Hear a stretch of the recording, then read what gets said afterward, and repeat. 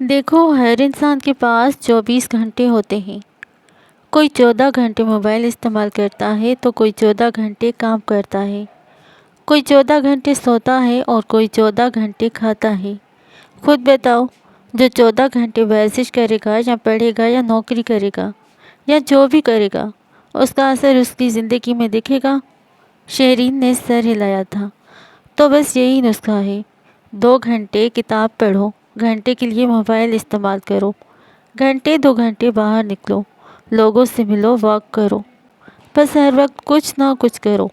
دیکھنا دعا دوگی مجھے، ورنہ یہ نسل تو موبائل کمپیوٹر کے آگے بیٹھ بیٹھ کر اپنی آنکھوں کا بیڑا غرق کر چکی ہے۔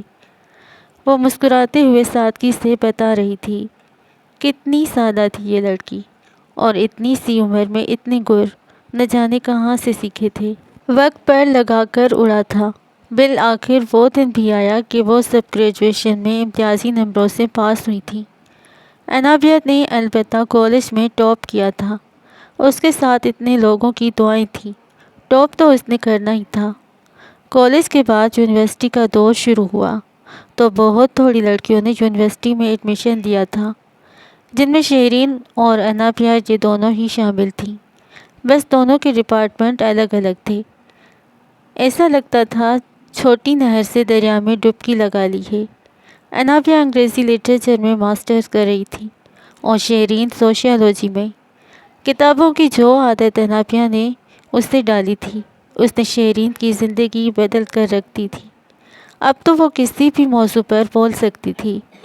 انگریزی پڑھ کر اور سن سن کر بول چال پر گرفت بھی اچھی ہو گئی تھی۔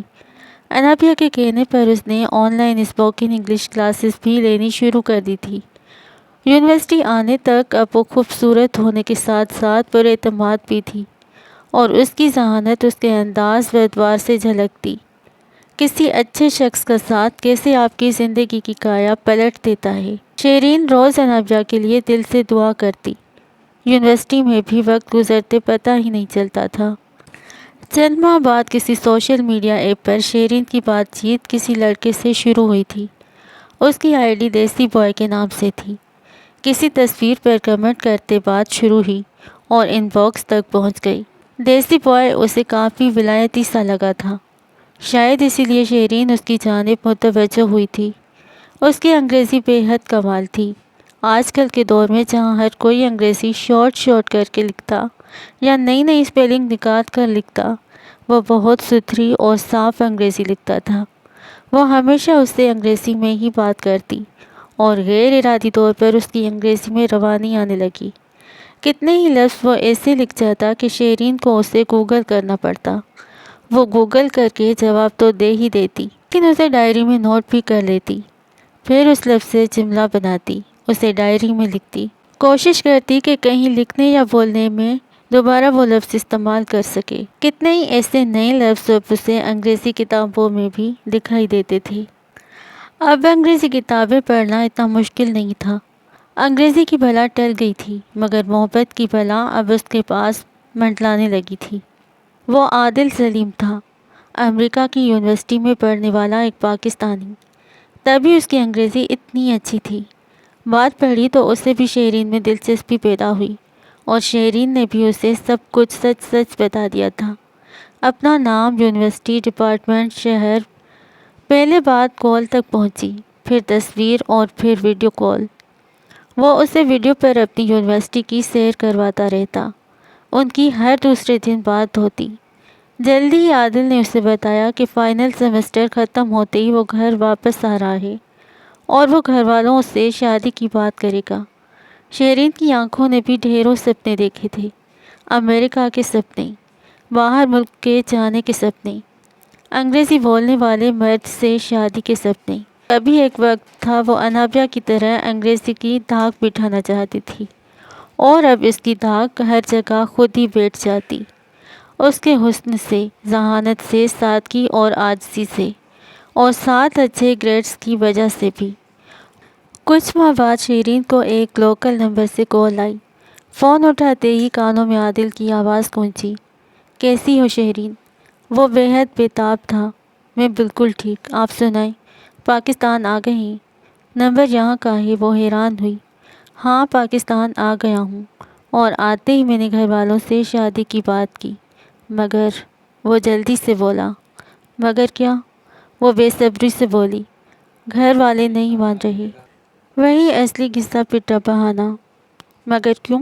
دراصل میں نے تم سے یہ چھپایا تھا کہ میری پہلے سے میری کزن سے منگنی ہو چکی ہے۔ ہماری منگنی کو کئی سال ہو گئے ہیں، مگر تم سے ملنے سے پہلے مجھے اس پر کوئی اعتراض نہیں تھا، لیکن اب میں ادھر شادی نہیں کر سکتا۔ عادل کی بات سن کر اس کا دل چھن سے ٹوٹا تھا، اور شاید سارے سپنے بھی۔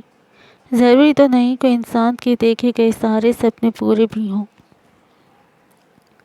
کیا میں آپ کی کزن سے ملوں، اس سے بات کروں، اسے منانے کی کوشش کروں؟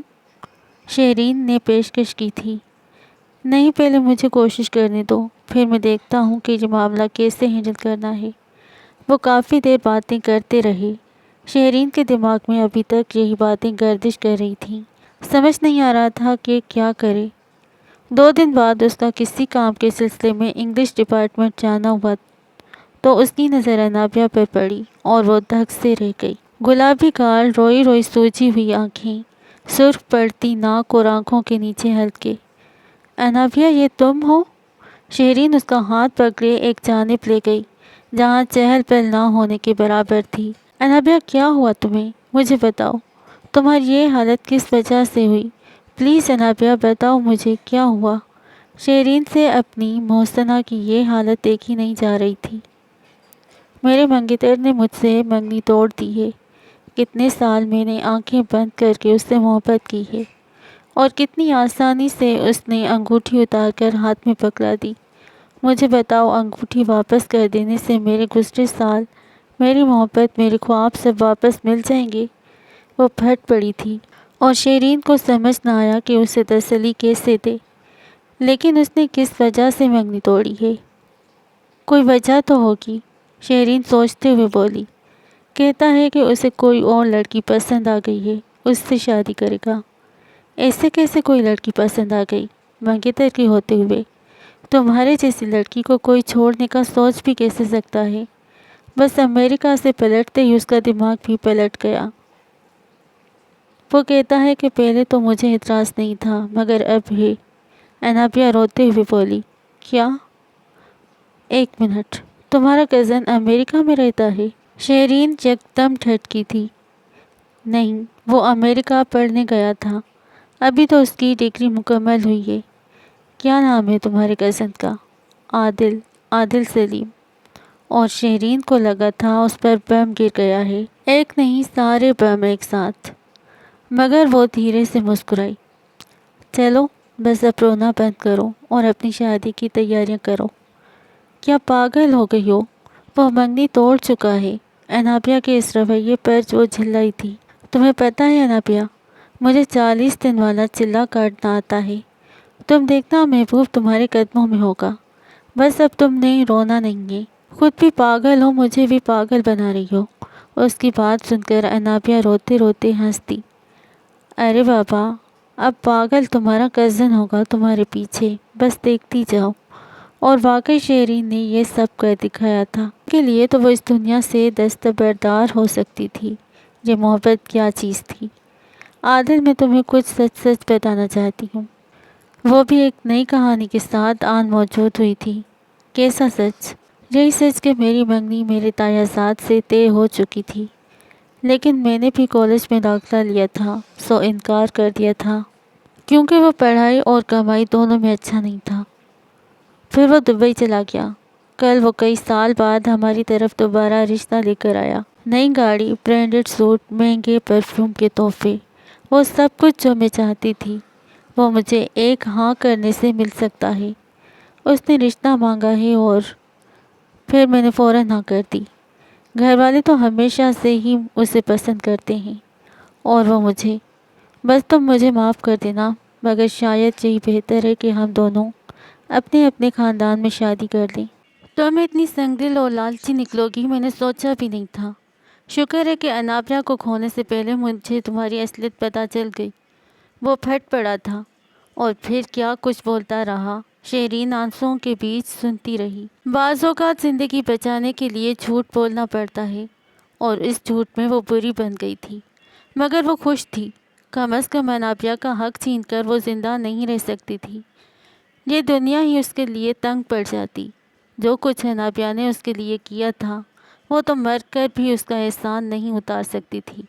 آج ہر جگہ اس کا نام و مقام انابیہ کے مرہون منت تھا۔ برباد ہو جاتے ہیں وہ لوگ جو اپنے محسنوں کو بھول جاتے ہیں، اور وہ برباد نہیں ہونا چاہتی تھی، تبھی اپنی زندگی برباد کر کے انابیہ کی آباد کرتی تھی۔ شیرین، شیرین، تمہارے منہ میں گھی شکر۔ عادل نے شادی کے لیے ہاں کر دی ہے۔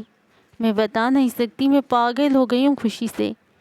تم سوچ نہیں سکتی، میں تو منگنی توڑنے کا سن کر مرنے والی ہو گئی تھی۔ تمہارے چلے کا بہت شکریہ، تم نے میرا دل ٹوٹنے سے بچا لیا۔ ابھی 40 دن بھی نہیں ہوئے تھے۔ شیرین کے دل پر گرے آنسو وہ خود ہی اپنے اندر اتارتی رہی، مگر وہ فون پر ہنس ہنس کر انابیہ کو شادی کی مبارکباد دیتی رہی۔ عادل نے نمبر بلاک کر دیا تھا اور بات ختم۔ بچھڑتے وقت کوئی بدگمانی دل میں آ جاتی، اس سے بھی غم نہیں ہوتا، مجھے بھی غم نہیں ہوتا۔ بس ایک بدگمانی نے عادل کو اس سے دور تو کر دیا تھا، مگر شیرین یہ برداشت نہیں کر پا رہی تھی کہ وہ عادل کو دھوکے میں رکھے۔